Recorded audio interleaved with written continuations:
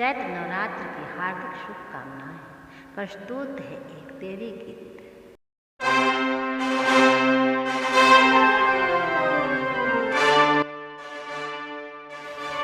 छोटी मोकी निमिया के गछिया भुइया लोटे डढ़िया है, ताही तर सातो बहिनिया झूलेली झूलू हवा है। अरे ताही तर सातो बहिनिया झूलेली झूलू हवा है। झुरु झुरु बहे पुरवैया शीतल जुड़ छैया है।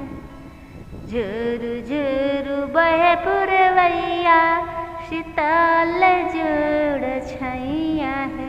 अरे ताही तर सातो बहिनिया झूलेली झूलू हवा है।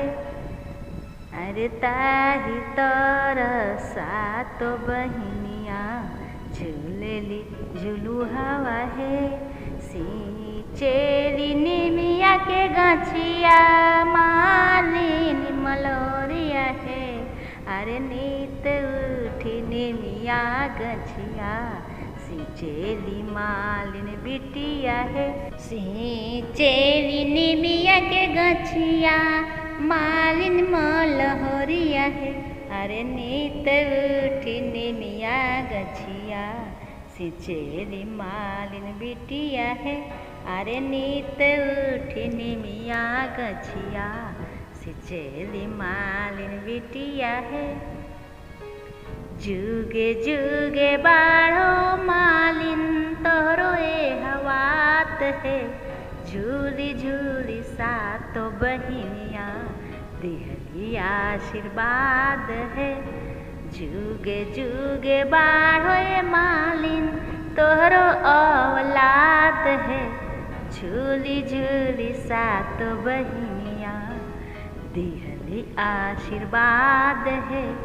जैसे जैसे मालिन बिटिया लहलहाइल निमिया गछिया है। ओइसे मालिन बिटिया लहलहाई है तोहरो नैहर ससुराल है। ओइसे लहलहाई है तोहरो घर परिवार है। ओइसे लहलहाई है तोहरो आदि औलाद है। छोटी मुकी निमिया के गछिया भुइया लोटे डढ़िया है। ताही तर सातो बहिनिया झूलेली झूलू हवा है।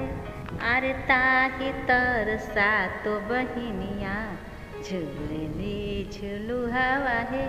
सुनी सुनी मैया सातो बहिनी और जो हमार है।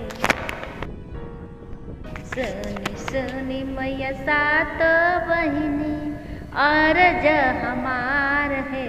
सगरी नगरिया मैया करिह जय जयकार है। सगरी नगरिया मैया करिह रक्षा पाल है। सगरी नगरिया